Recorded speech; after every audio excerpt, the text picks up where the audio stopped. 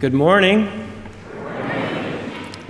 It's so good to see all of you here in Big Church, as we used to call it when I was a kid in my Southern Baptist upbringing, and now as a Mennonite pastor of a congregation that usually worships in a dining hall, I have that big church kind of feeling all over again. But it's a good feeling, given the fun and the friendliness of Muhlenberg together with Shalom this past week, and last year as well, a warm-hearted, big church kind of feeling, a gratitude that the church is bigger than our little silos sometimes have us think. And I hope it creates a feeling of satisfaction for many of you as it does for me. We don't experience enough satisfaction these days. Rather, I think we've all been infected with the disease of dissatisfaction. We contract it very early in life. For example, my heart sank some months ago when I heard the words of a child after one of their first experiences buying something with their own money. They looked at their parent with the saddest eyes after the wonder had worn off and said, "I think I made a bad choice." What's a parent to do but nod understandingly as the child has experienced for the first time one of the essences of being a consumer, buyer's remorse. Now, someone else has your cash, and all you have is a dissatisfying piece of plastic or some other polymer produced on the other side of the planet and shipped here for a few pennies. Better luck next time. We parents feel responsible for this disappointment because we know there are few, if any, good choices to be had amidst what stores sell and what their supporting TV shows shape our children's desires to be. The best we can hope for is that we'll find something that keeps their interest for an extended period of time, maybe weeks or even months, before they mature into the next trend. Adults are no more satisfied with this situation than kids because we know it's true about us too, even when we tell ourselves otherwise. Some of us think we're experts at chancing the roller coaster of desire. It's a ride that begins that climb of anticipation. Click, click, click. When we're wanting something more, we survey all of the choices available to us. Click, click, a little higher. We use the compare tool on the website to look at one item's specs next to another, becoming more confident as we accumulate more information to make the best decision. Click, click, click, reading third-party reviews, thinking we're separating the wheat from the chaff. Our thoughts multiply with all the good that can come from this choice. And then at the zenith of our certainty, we hand over the cash, swipe the card or tap it, or click buy now, and start checking our notifications for the day it will arrive. Whee! And a rush of those good-feeling chemicals move through our bodies. And yet somehow, with all of that stuff that comes in the mail or we buy across town, we're never quite satisfied. Once the transaction is over, both we and the system have already moved on to the next best thing, the next needed thing, the newer, better thing. As Mick Jagger of the Rolling Stones sings, "I can't get no satisfaction." There's always another business to try out, another product, another political candidate, another partner, another church. It's almost like we live in a society structured to manipulate our desires into false choices that ultimately benefit someone else entirely. All of those arenas have become marketplaces of things, ideas, ideologies, and our algorithmic silos seem to shape what we desire before we have even thought about it. And then once the transaction is over, the invoice paid, the tithe in the plate, whether victory or defeat by 5,000ths of a second, we end up jaded, nothing left to do but throw shade at others who are playing the same games. We're so dissatisfied. But it's not all bad, some will remind us. Dissatisfaction often creates the change we need. We've heard since the Enlightenment that we must always keep discovering, progressing, that an entrepreneurial mindset of constant improvement is what has brought humanity to its highest heights. But has it not also brought us to our lowest lows?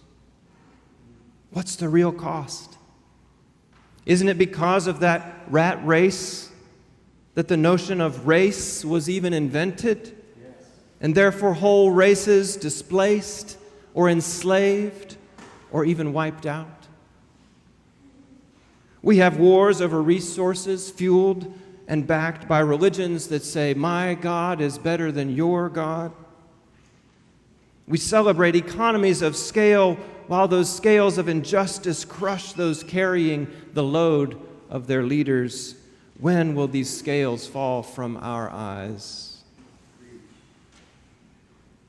No wonder people are also leaving churches, because the way many church people talk, we'd get the sense that God is dissatisfied with us. But today's scriptures come before us as reminders that nothing could be further from the truth. The Jesus that appears here among his naysaying disciples, amidst a conundrum of thousands of hungry people, was not tempted to despair. He had crossed that hurdle already. Tested in the wilderness, given the choice between authority and power and force and popularity, he would choose instead vulnerability, love, compassion, dignity, mercy, death even, in order to trust God's vindication. So John says that confident Jesus now plays with his disciples a little bit, seeding their love of scarcity, prodding their propensity to worry with a question. Where will we buy food for all of these people? Jesus asks Philip.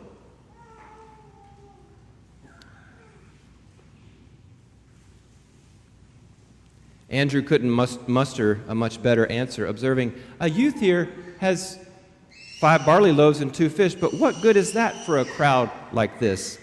Philip had responded, half a year's wages wouldn't buy enough food for these people.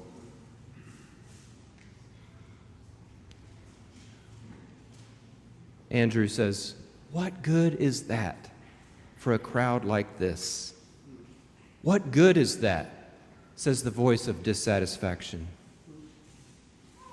But the voice of God, as in Genesis 1:31, says that God saw everything God had made, and indeed, it was very good.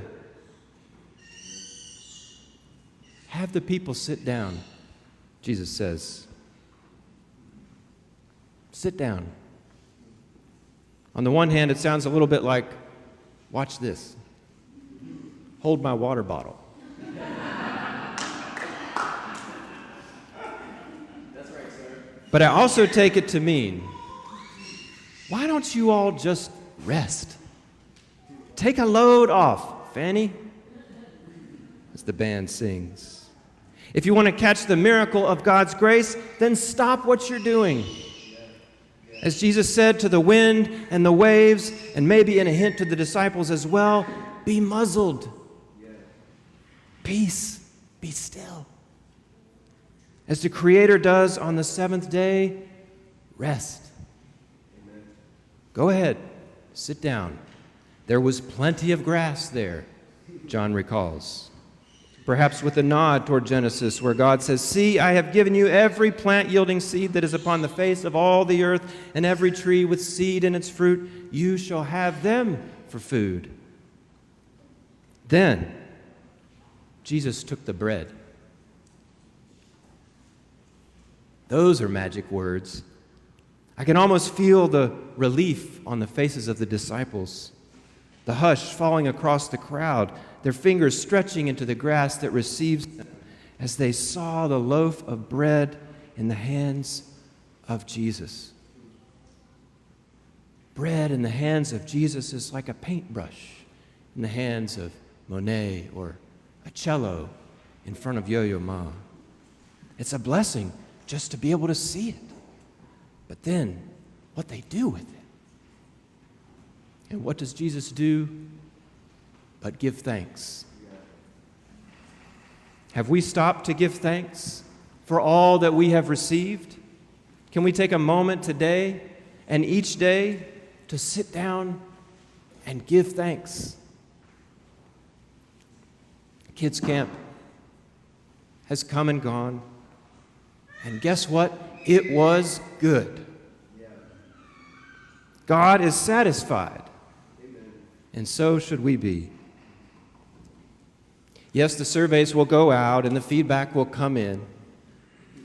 But good work, actually, in Georgia and all of the other volunteers and kids and parents. Now rest. Summer has come and is now almost gone. There was a lot on our list for what we might do, but is giving thanks on that list? Have we stopped to give thanks for all that was provided in this time of plenty, even amidst the major problems that the world and we are facing? Our lives, too, can feel like they have come and gone too quickly. Were they good for us? Will we feel satisfaction at their end for the things that we accomplished?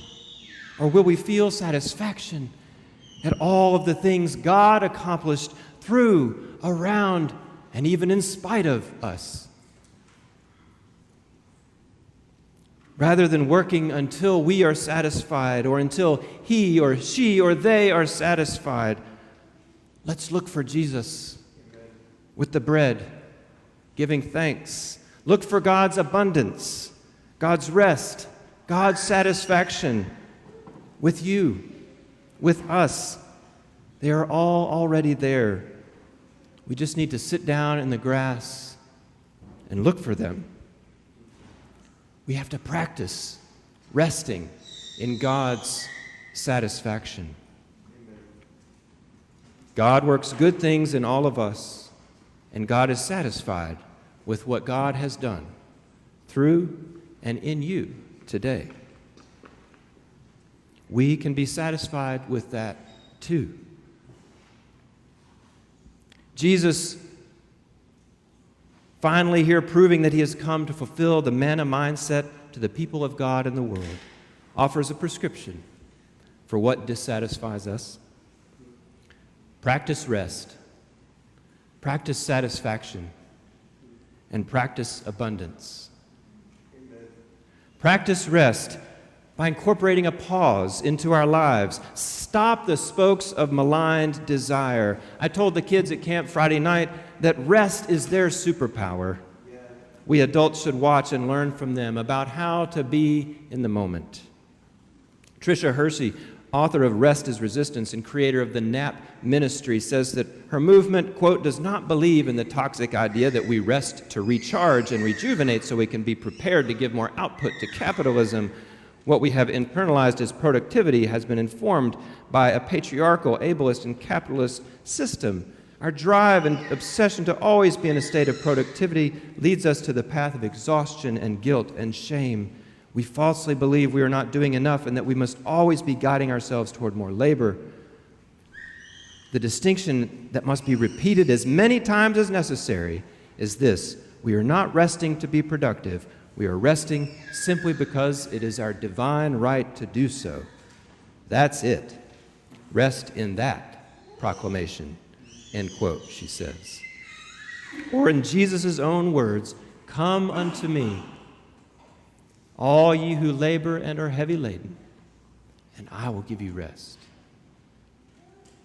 Take my yoke upon you and learn from me, for I am gentle and humble in heart, and you will find rest for your souls.